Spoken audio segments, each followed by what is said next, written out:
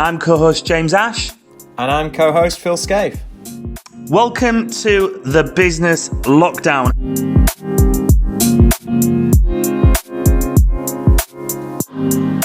So it brings me great pleasure to welcome on today's show Dr. Chris Garrod, a very good friend of mine, a clinical psychologist, originally from East Yorkshire. He's now based in Auckland, New Zealand. Chris and I go back a long way. We've known each other for about 21 years now. A few trials and tribulations along the way. First met each other at college, at Bishop Burton College in East Yorkshire. And then I put a job application Chris's way. I was working in mental health and secure services, and a couple of positions came up. And so I passed that to Chris and another mate of ours, Matt, and just went, guys, you need to be coming and working here. And then I spent the next few years working with some of my best mates, making a difference in a dynamic environment. And then Chris, you went traveling a couple of years before I did, coached in America like myself, traveled the world, got some valuable life experience, and then decided you were going to be a psychologist, and you literally spent years educating yourself and committing that, which is a huge respect. And so, I'm incredibly proud to have you as a mate. And I think I remember laughing because Chris signed my, when you get a new passport and you need a doctor or someone official to sign it. And I remember going and thinking, this is brilliant. And I remember going around to Chris's house and going, you can sign this. So welcome on today's show, mate. It's a pleasure to have you. Yeah, welcome, Chris. Thanks very much, Phil. Yeah, you're to blame, James, for getting us involved in the field of mental health. I can't believe it. I'll take that. I'm blamed for a lot of things, not often as positive as that, but I will take that. You take the good as much as the bad. So, Chris, tell us. I've given a bit about your backstory there, and we'll go into that. But I think, first of all, what's happening in New Zealand? How has it been felt over there? Are you in lockdown? What's the community like over there? How are they feeling it? How are they responding under challenging times like this?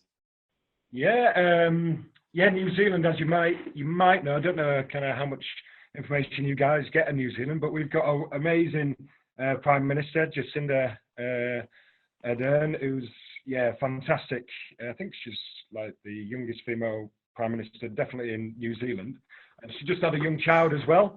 So she's been working with lots of ministers, and she introduced a 4-level alert kind of position 2 weekends ago. And then, just on last Wednesday, she introduced full kind of lockdown across the country, which came as a bit of a surprise, really, because, in the kind of situation, New Zealand's been handling things reasonably well. We're really fortunate to not have many kind of cases of infection of this coronavirus. But sadly, we just had our first person who died from it the other day. So complete lockdown. Just everyone's just out for essential services, or if you're working essential services, and out for daily exercise. So the Kiwis, and especially it's the tail end of the summer here, so it's still 25 degrees, gorgeous sunshine. So I've been going out for kind of bikes and runs and various bits and pieces. And the Kiwis are like super polite. They're like super polite Brits, basically. And I was kind of biking along the kind of road today, and everybody's like on the beaches. I'm real fortunate to kind of live near the beach, and the beaches are real busy. Everyone's kind of like giving themselves distance. There's people still like swimming in the sea and stuff like that. But people are taking it very, very seriously. But the whole community has come together as well. So I'm real lucky to live in a great little place in Auckland, and people have been going around checking in on each other. And I think from the top, the leadership from the top with Jacinda and her kind of ministers have been really visible. People have been really, really kind of grateful for her leadership. She's been checking in, not only kind of having official kind of talks and stuff, but she's even been checking in at home on Facebook Live and just kind of answering questions as they kind of come through and stuff. And that's really helped contain people's kind of worries, anxieties. And it's made people, really come together, and they've been setting really kind of strong messages about kind of community spirit and stuff. And that's one of the biggest things. If everyone sticks together, kind of stays kind, builds those connections, then people's well-being will be in a much better place. Positive stuff. And professionally, Chris, I'll call you Chris. Am I right to call you Chris, not Dr. Garrod? Call me what you want. Professionally, Chris, how is that changing? Are you? I imagine you're not seeing people in the same way. Are you connecting digitally? Are you able to still work a certain amount? How is that looking?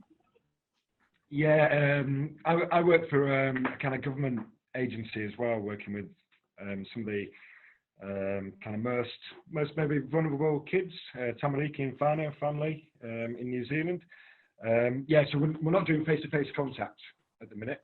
As we've just worked out just before we started, my technology skills are close to zero. It is going to mean a whole new kind of way of working and interacting with kind of clients and whatnot. So we're working really, really hard this week with the team members and stuff like that to kind of touch base with all the families, make sure that they've got kind of remote Wi-Fi, they've got devices that we can use Zoom and Skype and FaceTime and all that kind of stuff. And we've been sending through lots of like quite succinct, but hopefully really helpful and useful kind of resources and supports and advice, and make sure that people don't feel that they're isolated.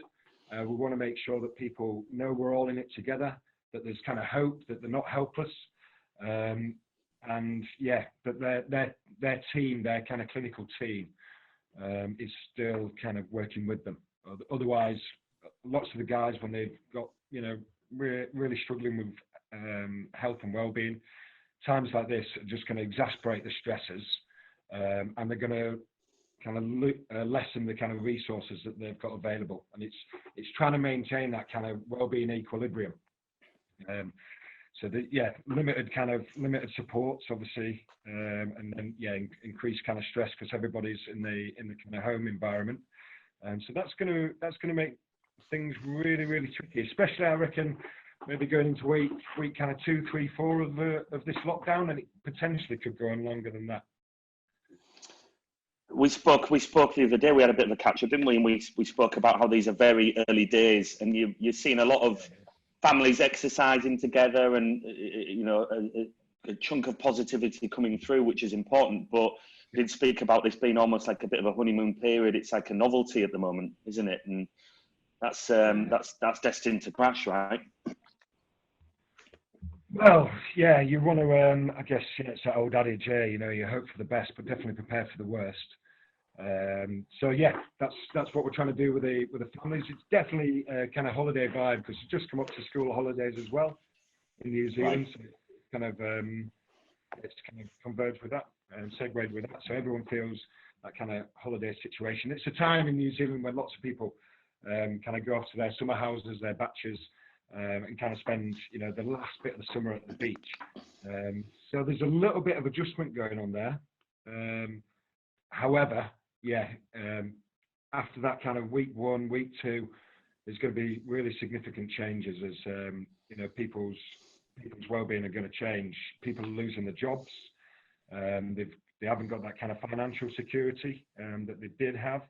They're not able to access their usual supports, whether that's kind of community groups, sports groups, faith and churches.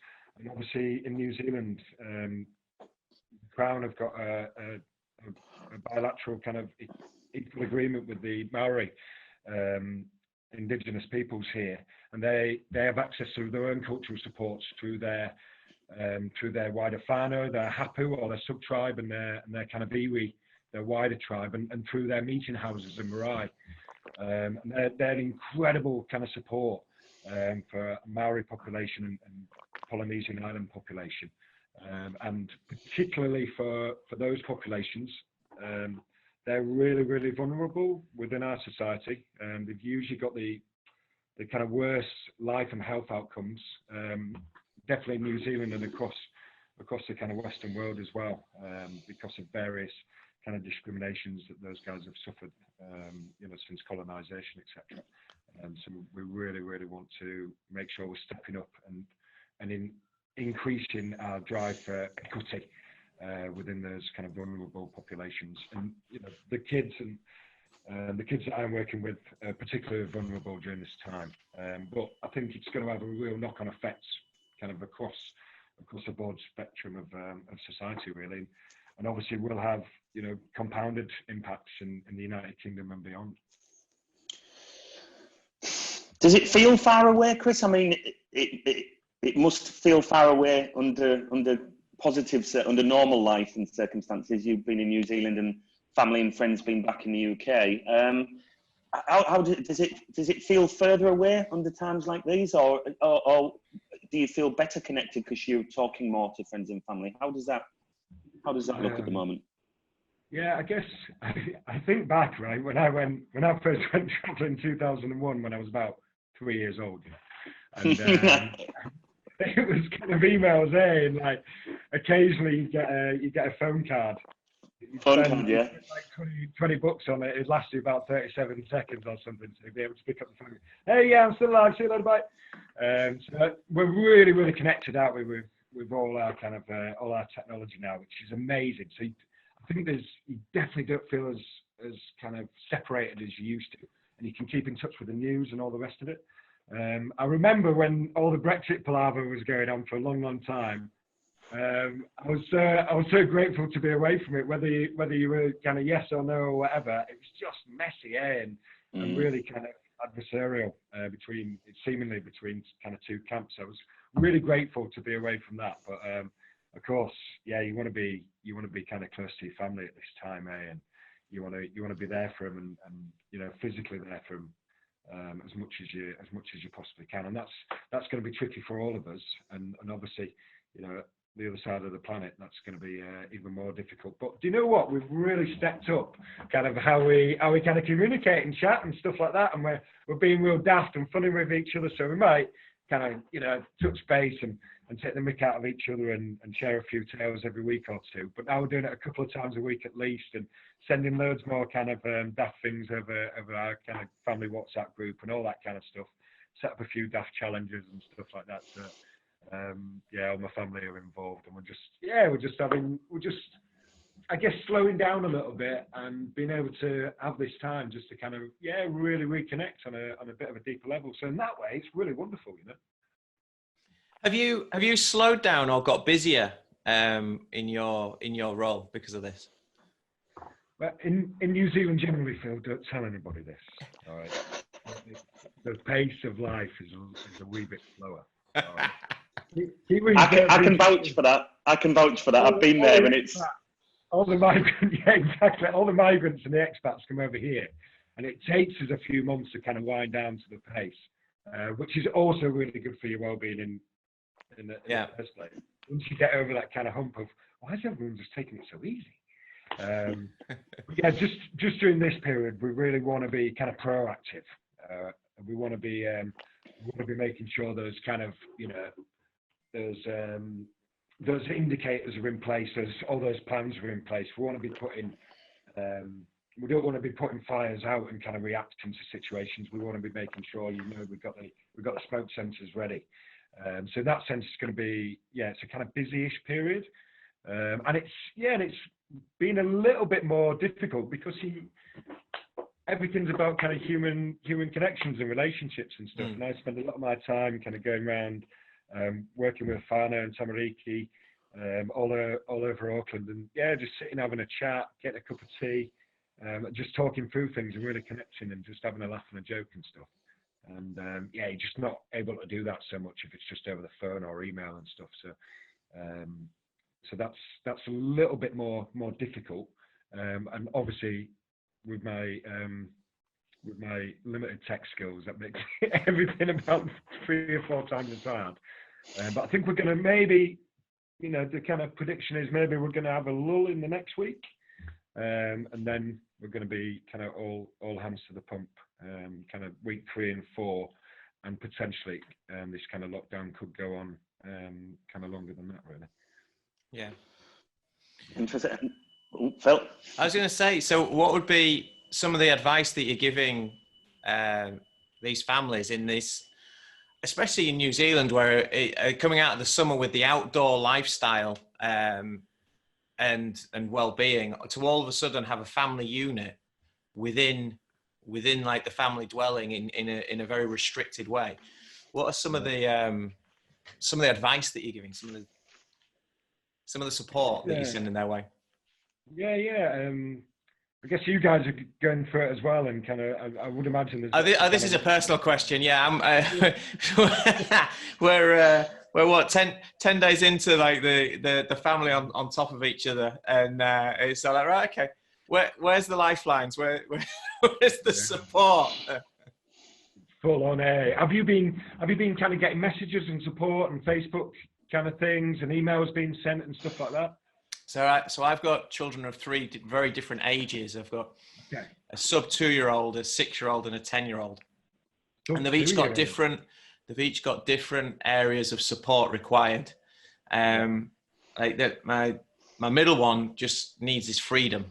And so it's just allowing him to be sort of free, trying to take away some of the rules and the restraints. Whereas my 10-year-old needs structure, he needs routine, and he needs to know what's happening next. And obviously this situation has taken away a lot of the certainty of what happens next. So it's trying to give him that back, but in smaller ways. So it might not be, you'll be going back to school in 2 months' time. It could be, we're going to go for a walk at 4 o'clock. It's changing the levels of certainty that we can give. And then you don't realize, or I certainly didn't realize, just how much of sort of the stress and anxiety a little 2-year-old can pick up on, and can start coming out in different ways, just slight changes to her behavior and her things. And you realize that you think you're coping okay, but in actual fact, you're giving off something and they're absorbing it. And so each of our unit is showing different signs and needs support in different ways. So it's not I suppose it never is with kids, is it? It's never a one size fits all solution. So I was just interested in your take on it. Absolutely, yeah. It sounds like you're doing you're really insightful there, Phil, and you can kind of identify and pick up those kind of subtle cues that the kind of kids are showing you through their behaviours. It's trial and error. I started by just throwing chocolate at them, but that didn't work. You need bigger bars, Phil. Shall I put that down as a quote, as a tip, Chris, for the audience? Things like that can be really good, can't they, in the kind of short, immediate term, if you really want something doing. Then the kids start conditioning us, don't they? Yeah. I'm only going to engage in this behaviour if you give me that treat, and so you end up giving treats. It sounds like you're really working with kind of putting in a routine and a family timetable in place. Yeah, we are. We're in week 2, and week 1 had the novelty factor sometimes to it, like you said. But I think we're putting a routine together for our eldest, but at the same time trying to not have the stress of people trying to live up to a timetable, because family life can't be timetabled a lot of the time. No. So yeah. What would your advice be on that, Chris? You said you used the term family timetable. What would your advice be on that? Yeah, definitely where possible. Routines and rituals and timetables are really, really important. And it doesn't have to be kind of strict, rigid, 4 o'clock we're going to do this, 4:30 we're going to do that, etc. That really helps kind of contain our kind of anxieties as kind of, adults and kids and stuff like that, as well as our own children. Exactly as you were saying, Phil, you want to make sure that at this time, the most important thing is that the kids know and they feel safe, and the parents are kind of, we're the adults, we're in control, we know what's going to happen, we trust the other adults, all these kind of scientists, all these kind of guys making the decisions, and you don't need to worry about that, all right? We sort all that out. All you need to worry about is what's going on in this and we're the adults, we're in charge, we know what we're doing. and it's going to be no sweat. So yeah, I definitely encourage kind of, same kind of morning routines, same waking up, following the same kind of routine you do every day. You wake up, you get up, you go and do your bathroom stuff, brushing your teeth, all that. You're coming down, breakfast, all that kind of stuff, and then we're going to start our day at whatever time is suitable for your family, 8:30, 9 o'clock, and we're going to do this. I know that in the UK there's been some amazing kind of YouTube video links out with kind of the whole family is starting with kind of Joe Wicks in the morning and stuff like that, and that's a great way to kind of to start the day and start that kind of timetable kind of routine, and especially with kids, as varied ages as you've got, Phil, and 3 as well. 3 is not always the magic number. It can be really, really tricky, kind of balancing those different developmental kind of needs as well. The kids.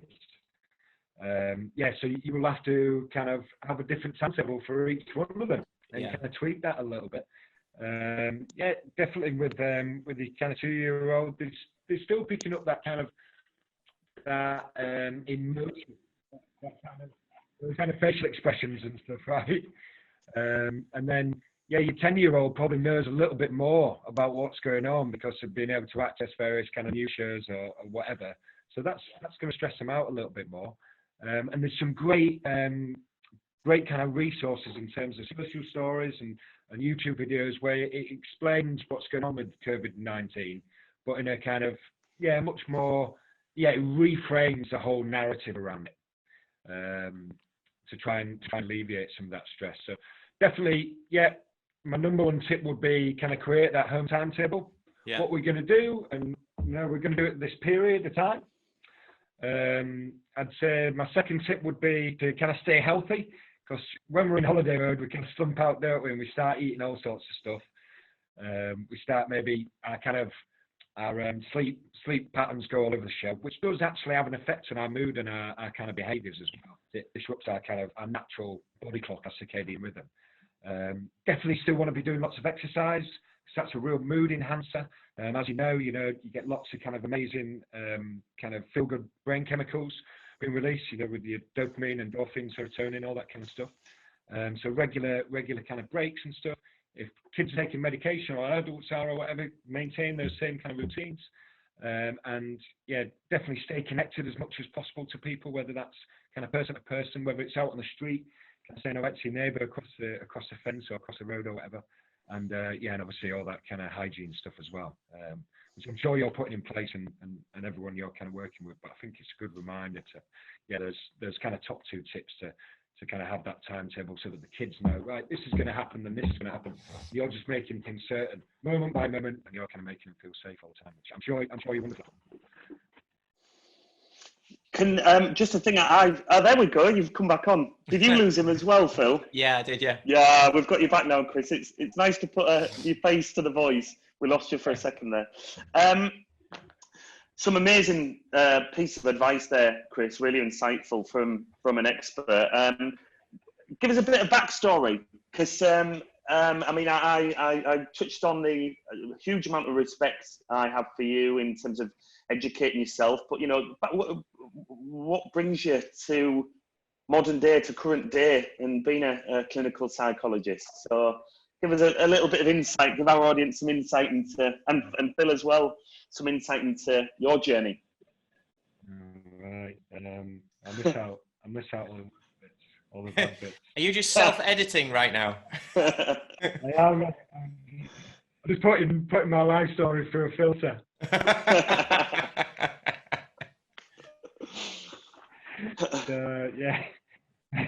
I was at school and stuff like that. I was at school in Beverley, and I was never one of the most kind of academic kids at all. And I was into sport, rugby league especially. Kind of loved all that kind of stuff, and then went on to Bishop Burton and did a kind of sport course at Bishop Burton, which was great. Scraped through that by the skin of my teeth with lots of help from the kind of tutors and stuff like that, because I'd started to steer off a little bit, just a kind of extension of school. I was getting into trouble quite a lot and not really wanting to do the kind of hard yards in terms of kind of academic work. But fortunately, I was guided through a little bit, got into probably a little bit more trouble than my mum and dad would have liked. I think my dad's hair went white overnight when the headmaster kept calling him in. So I did all that, and then got into sports and fitness instructor, and then swimming teacher, personal training, football coach. And then I thought I'd use those skills to kind of have a bit of a jolly around America and around the rest of the world and stuff, which I did for a few years, and just absolutely incredible. Everyone who's, if we stepped outside our front door, that's a new kind of experience, a new chapter and stuff, and kind of seeing different cultures and amazing people, and kind of real highs and lows of those few years. Definitely builds a lot of resilience, builds a lot of memories. Some of them I can't remember. Some of them I think I've deliberately blocked. And then I'm thinking, well, what am I going to do when I kind of come back? I'd run out of money drastically, and searched around for jobs. And my old mate Jamie said, "Do you know what? There's a job at this secure hospital, mental health hospital up the road. Do you fancy going for it?" I said, "I'll give it a go and see." And I was fortunate enough to get it and worked through that. And then I've been working with some vulnerable kind of groups and vulnerable kids before, but it really started getting me interested in psychology and how does somebody end up in this kind of position? How does somebody go from being born to ending up in a secure hospital? And usually they've kind of engaged in lots of kind of real dangerous behaviours, either for themselves or other people. Some of them had committed offences and stuff, and started chatting to lots of the amazing people that were working there, from kind of healthcare workers to kind of managers and psychologists and social workers, etc. And I was like, you know what? I think I want to go to university. And I wasn't able to go at 18. I don't think I was kind of mature enough. I don't think I'm mature enough now to go to university. I went a little bit later on in life, went in my mid-20s, and started my degree, or like a certificate in education, at age 25, and then I popped out of university at age 33. I don't know how it happened 8 years later. I mean, lots of stuff about kind of luck along the way, meeting the right people and putting yourself out there and persevering and real grit. And I had to learn a whole new kind of language going into university, and I had to get to know and work with lots of people that were really, really incredibly intelligent, and lots of them come from all these big posh private schools, and they were unbelievable resources behind them, and to kind of adapt, and that was kind of tough going, but I'm so glad that I did, because I get to do what I think personally for me is my kind of dream job, and it's one of those jobs that where you wake up in the morning and looking forward to it. You can't wait to get cracking. I think, bloody hell, really, really lucky. Not many people like that. And if you manage to find yourself in that kind of position, then life's going okay, innit? Hopefully finding a bit of meaning and stuff in life as well is really important, And living in New Zealand as well. So in a dream job, in a dream part of the world. Me and my kind of partner were like, oh, we've got some money together, should we buy a house? And then we're like, oh, we could do that, or we could use all that money and go travelling again. And found our way in New Zealand, and it's the most beautiful place, absolutely amazing, fantastic people. So we've been really lucky and got amazing jobs over here, and met amazing kind of people and stuff like that. So we're only maybe here 3 or 6 months, and just come up to kind of 4 years. So it's by really quickly. There's a saying that popped up a little while ago, and it said something like, "I really regret working hard, saving a load of money, traveling the world, and having all of these life experiences. Said no one ever." I was like, exactly. And what dawned on me, Chris, what I remembered is that I mean, last week we're kind of more business heavy. This is the business lockdown, so we're talking to people in business. And this week we interviewed Jonathan and Christina from Moodbeam, so the world's first mood wearable tracking device. And then we've since interviewed a health coach, so Gemma Gibson from Honu Health, and David Mankell from Mankell Over Matter. So he's into his fitness and well-being. So it's great having you on today's show, Psychologist. But what I did remember was that you know, when it comes to business, you tell us about the card scheme that you generated in Cottingham, working with independent businesses. I just remembered that. So it's set up. Yeah, that's right. It was a few years ago. Yeah, I really wanted to. I've moved into Scotland. I'd always lived kind of close by, and moved in there, and lots of pals and my partner was there, and family members, extended family and stuff. And Cottingham, just like lots of different market towns and villages up and down the country, was kind of full of independent businesses.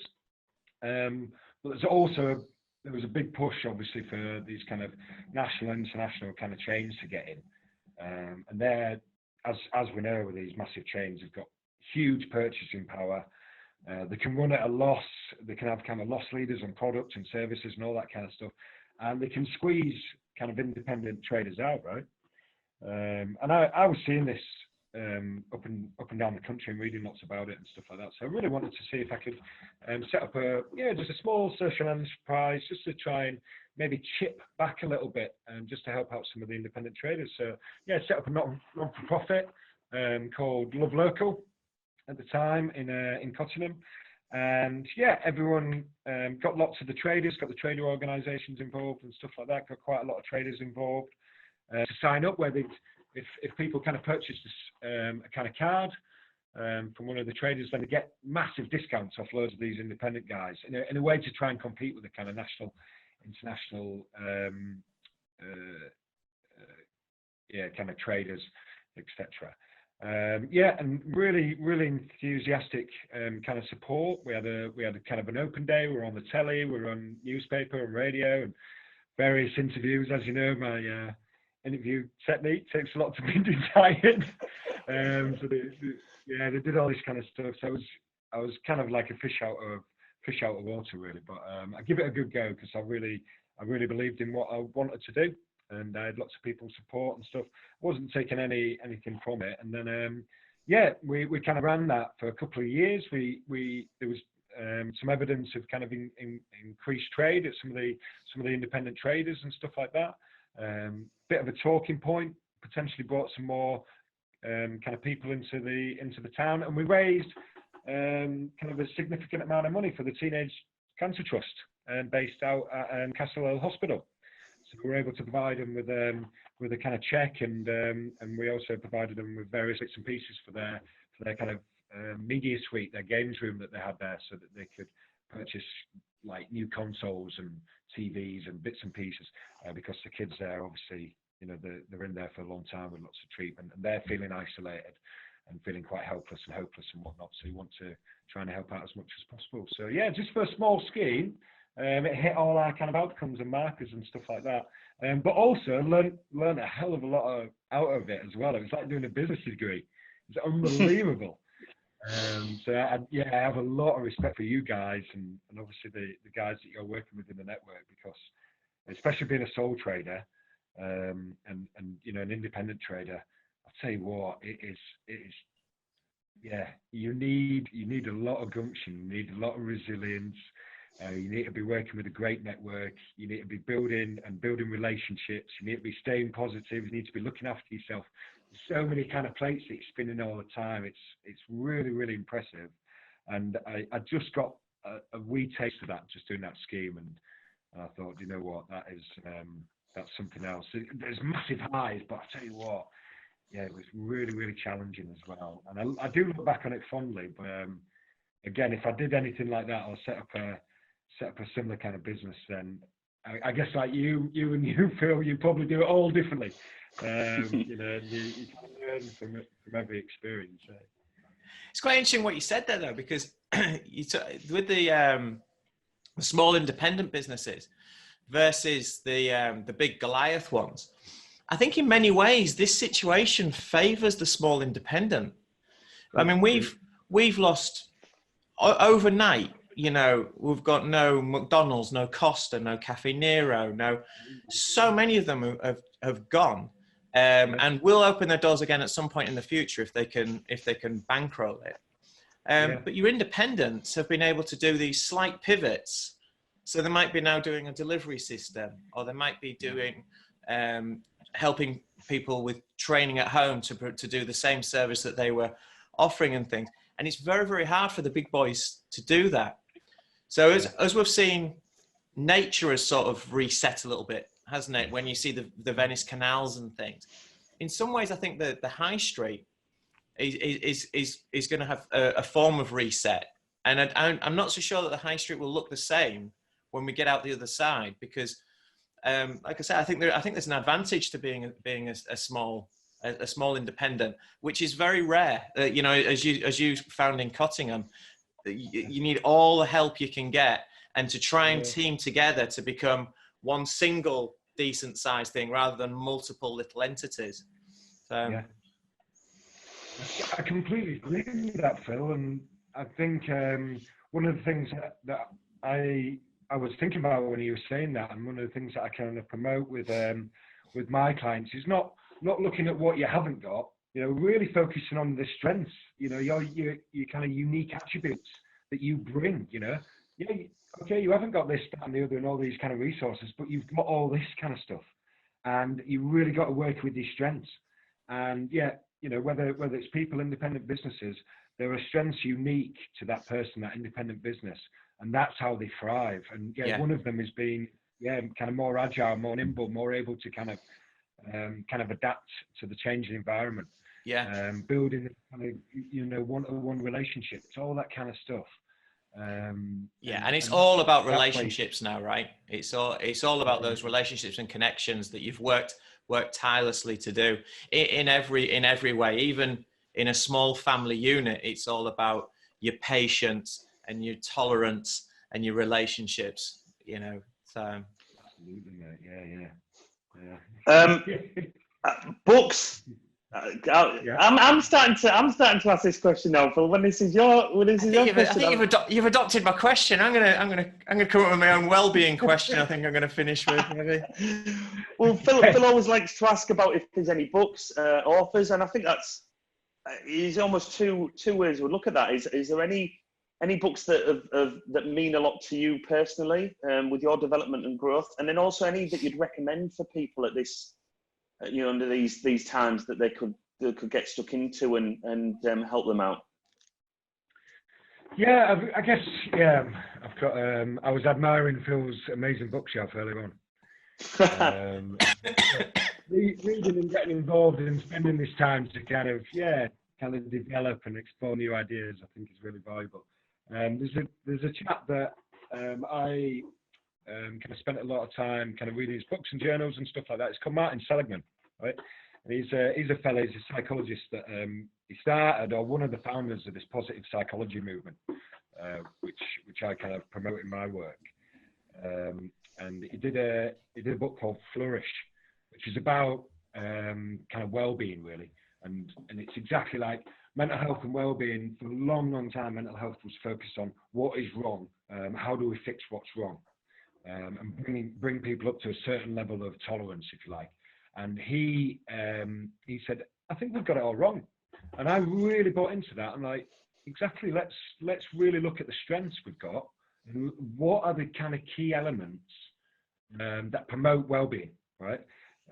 Promote well-being on an individual level, a family level, and a societal level. And he came up with kind of 5 things, right?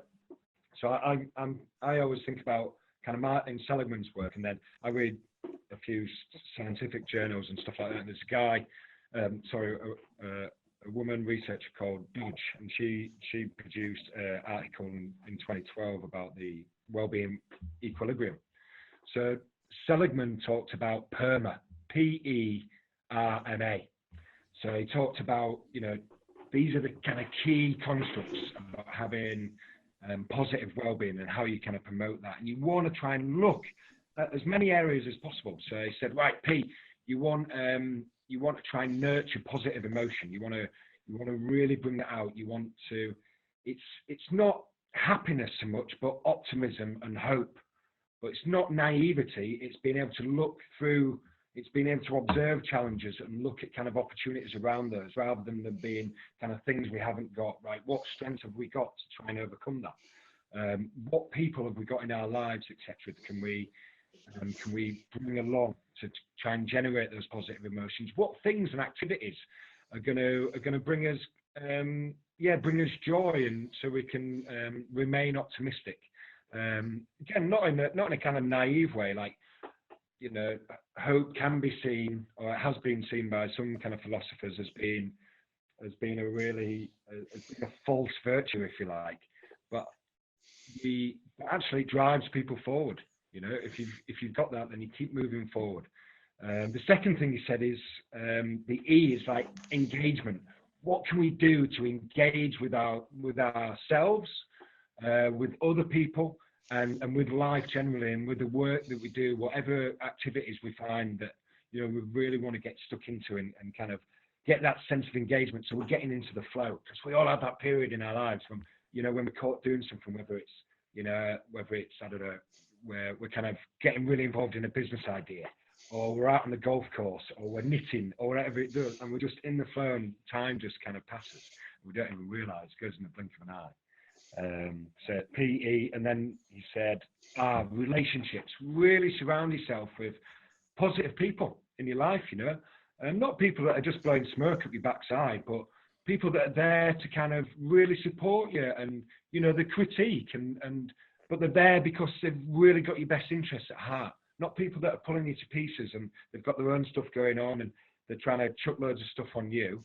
That can be useful in some kind of aspects of life, but actually it can affect our well-being if we're surrounded by too many people that are seeing all the things that aren't there, and all the kind of negatives and stuff. And exactly as you were saying, Phil, relationships are absolutely key. We're all social animals, aren't we? And we need it and thrive off it. So yeah, PER, and then he said the M is for meaning. So I'm really into kind of kind of philosophy on meaning and hope and optimism, positive psychology. And there was a philosopher called, I think it was Albert Camus. All right, so he had like kind of French sounding name, and he said meaning is do whatever you do in life that stops you killing yourself. It was really like, he stripped it down to his bare bones, and he was like, bloody hell, that was full on. But the more you kind of think about it, it's like, yeah, we need to find meaning in our life, right?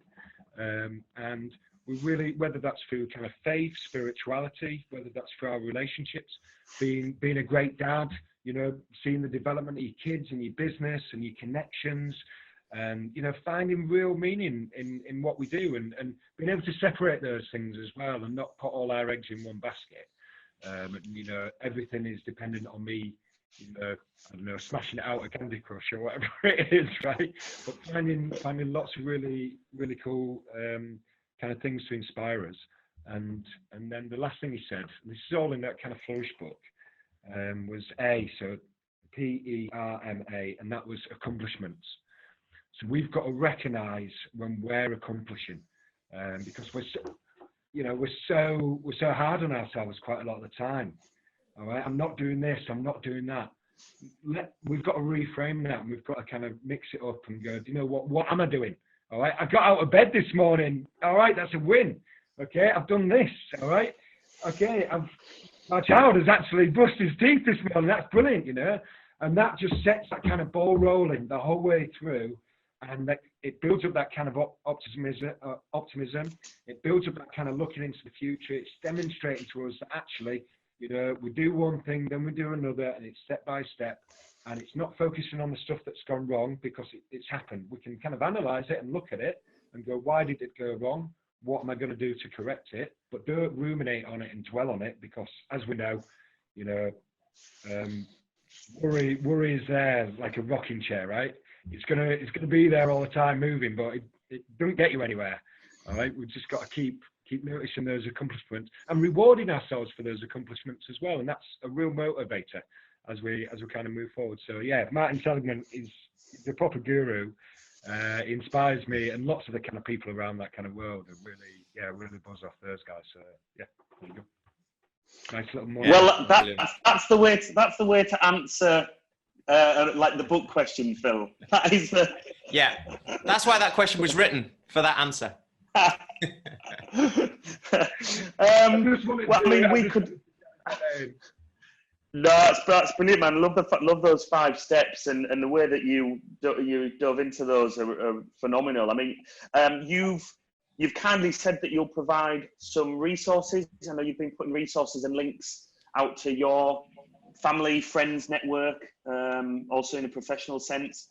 And you said that you'll provide those links as well. So that's really kind of, that's amazing. I mean, the reason why we've developed this platform is to help and provide support to our audience around the world. And by putting yourself forward and being on the show today, but also providing resources to our audience is tremendous, really. I mean, I can maybe start visualizing that we're going to be bending your arm to do maybe like a little weekly feature or something, Dr. Garrod. That